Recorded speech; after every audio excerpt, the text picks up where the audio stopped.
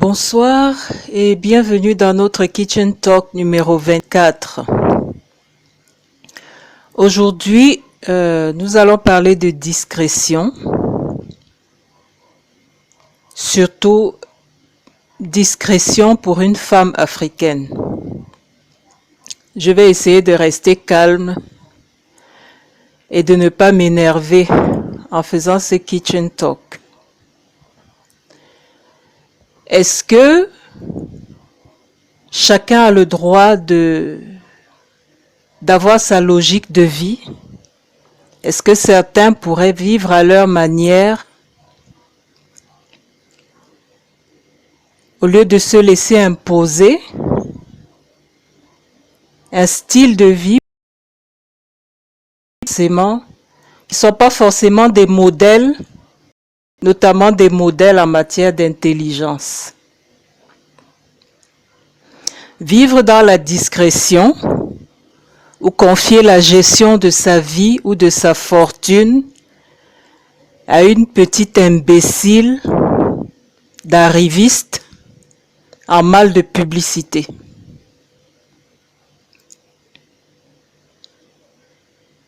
Est-ce que si vous héritez d'une petite fortune de votre père qui a travaillé toute une vie et qui vous lègue un héritage pour que vous soyez à l'abri du besoin, vous et vos enfants, vous êtes obligé d'aller le publier dans un magazine Forbes ou de prendre un haut-parleur et de l'annoncer à tout le monde?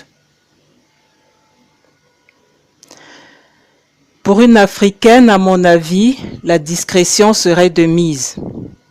Sauf si vous avez un objectif qui en vaille la peine.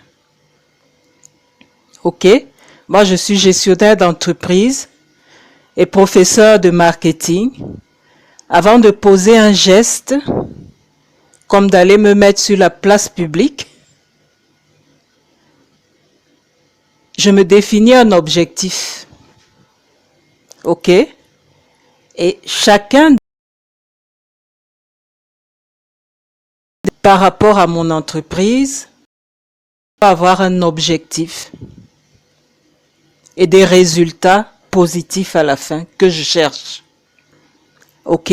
Si je vais me faire publier dans le magazine Forbes, sur Internet et partout, il faudrait que j'ai un objectif. Qu'est-ce que je vise comme objectif? Ok?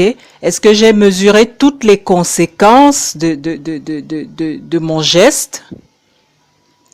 Est-ce que j'ai toute la protection nécessaire parce que nous sommes dans un monde de rapaces? Ok? Où les plus forts se repèsent des plus faibles. Bon. Bref, nous allons lire quelques citations sur la discrétion. Ensuite, nous allons lire l'histoire de l'hyène et du lièvre, qui étaient des amis et qui ont décidé de faire des affaires ensemble. Ce sera une histoire en anglais, ce sera raconté en anglais parce que j'ai trouvé le texte en anglais. Je pense que c'est un conte nigérian. Et on pourrait aussi l'intituler de nos jours, les contrats de l'hyène avec le lièvre.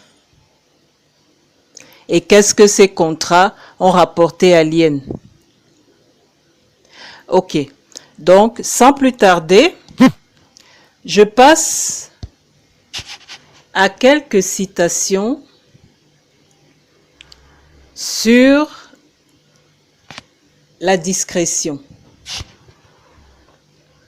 À la fin, nous allons aussi parler de sagesse. Donc après le conte, la leçon sera sur la sagesse et nous allons lire quelques citations sur la sagesse. Ok.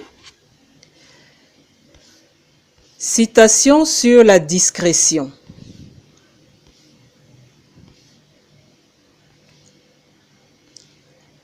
La discrétion est ma devise. Je ne dis jamais rien. Même sur ma carte de visite, Il n'y a rien d'écrit. Auteur Groucho Marx, acteur, artiste 1890-1977. Deuxième citation. La sincérité est de verre, la discrétion est de diamant. André Mauroy, artiste, biographe, écrivain, romancier, 1885-17.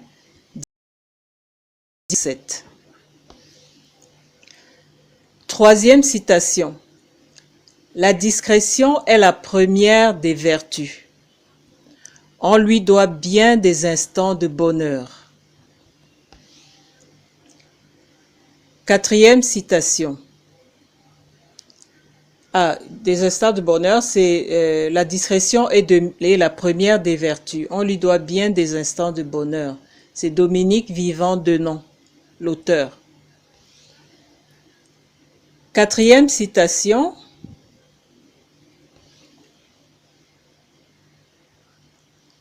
C'est une chose précieuse et sûre. Euripide, acteur, artiste, écrivain, metteur en scène. Cinquième citation. Votre main droite sait certainement ce que fait votre main gauche, mais elle ne le dit pas. Louons sa discrétion. Ok, j'étais sur le site citation-célèbre.leparisien.fr. Ok, c'est sur le site du Parisien. Donc, certains sont critiqués pour leur discrétion, pour leur réserve, mais ce n'est pas forcément mauvais d'être discret. Ok? Et je dirais que dans plusieurs circonstances, c'est la discrétion qui devrait être l'attitude à avoir. Alors, notre conte, Heine and Hare, est tiré de africanstorybook.org.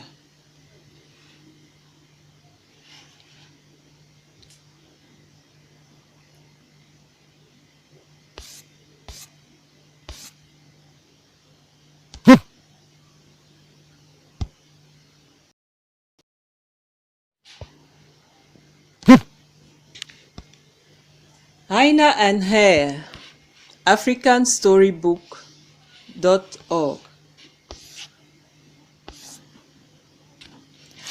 Long time ago, Hare and Heine were great friends. They did many things together. They danced and sang together. One day, Hare said, "My friend Heine, let us start farming together and we will be rich." "Oh yes, we can plant a lot of food, harvest it, and sell it to others," Heine said. "But what shall we plant?" asked Hare. Heine suggested that. Hare agreed. Hare also told Heine that it was good for them to share duties on the farm. "My work will be birds," said Hare. Then Hare told Heine to till the land, plant and weed. Heine complained that it had been given more work. But Hare said that the work of chasing birds was the most difficult and most important. "My work is not easy. I will be climbing trees and chasing birds away day and night." "And you are not able to climb a tree," Hare explained. Heine was convinced by Hare's words. He agreed to till the land alone. It was a lot of work. Hare did not help at all. After tilling the land, Hannah planted maize in the whole field alone. When weeds grew in the field, Hannah weeded. It was a lot of work. Hare sat on a rock singing. My friend is a worker. I am his advisor. He works like a tractor. I am his manager. The soil he toils, the hills he tills, the seeds he plants, the weeds he cuts, the maize we harvest. When the maize was almost ready, Hare enjoyed himself singing in the field to keep birds away. Not a hard job. He did not sweat at all. Finally, the maize was ready to harvest. Hare told Hannah that they would share the harvest between themselves. Hare said, I will harvest everything that grows above the soil, and you will harvest everything that grows below the soil. Hannah thought that it was a good idea. Hare said, I will first get my harvest, then you will harvest yours. So Hare harvested all the maize in the field and put it in his store. Hannah went to harvest things that grew below the soil. He dug, hoping to get a good harvest. But he only found roots under the soil. He dug everywhere. He did not find anything to harvest. Hannah realized that he had been cheated. He was angry. He returned home carrying empty baskets. In the evening, he went to Hare's home very annoyed.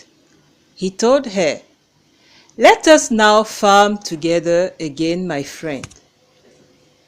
Hannah told Hare, this time I will harvest everything that grows above the ground, and you will harvest everything that grows below the soil.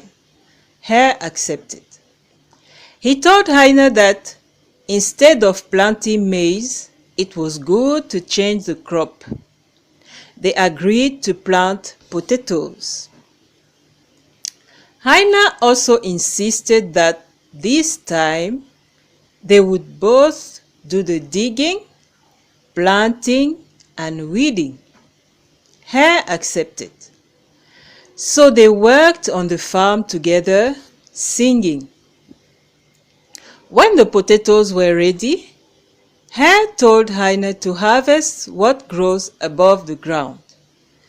Hannah went looking for something to harvest, but he did not find anything. He only found potato leaves. He went back home with empty baskets.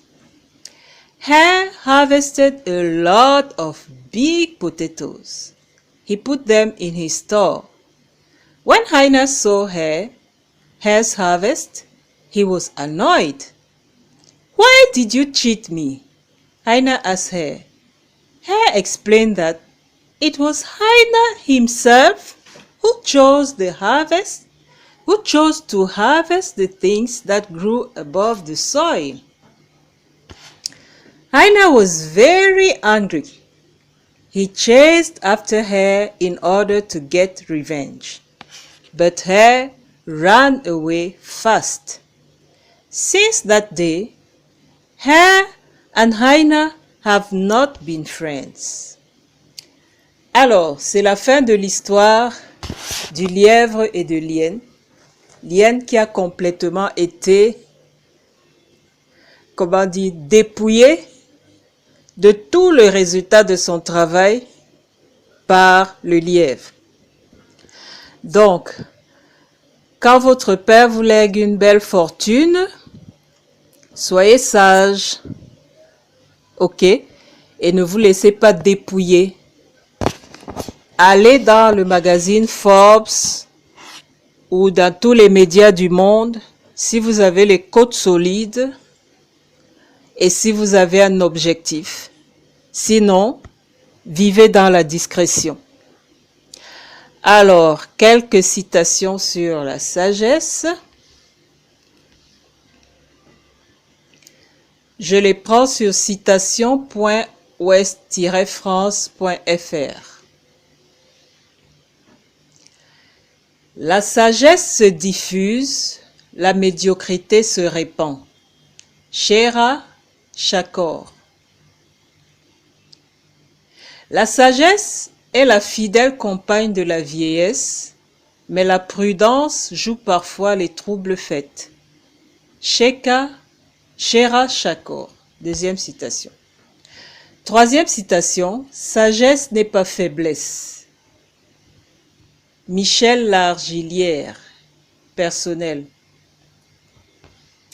Quatrième citation. La sagesse est l'art d'attendre le signe annonciateur d'une victoire sur une action irréfléchie. Alain Laugier, La sagesse. Cinquième citation. La sagesse n'est évidemment pas la chose du monde la mieux partagée. Les fous sont d'ailleurs indispensables au progrès de la civilisation. Ce sont des fous qui ont inventé la montgolfière, l'aéroplane, la démocratie, la liberté, l'égalité, la justice. Même si d'autres fous ont inventé l'arbalète, la poudre à canon, le fascisme, le racisme, les chambres à gaz. Alors, je m'arrête là je m'arrête à 5 citations. Et c'est la fin de notre Kitchen Talk numéro 24. Et je vous remercie pour votre bien aimable attention.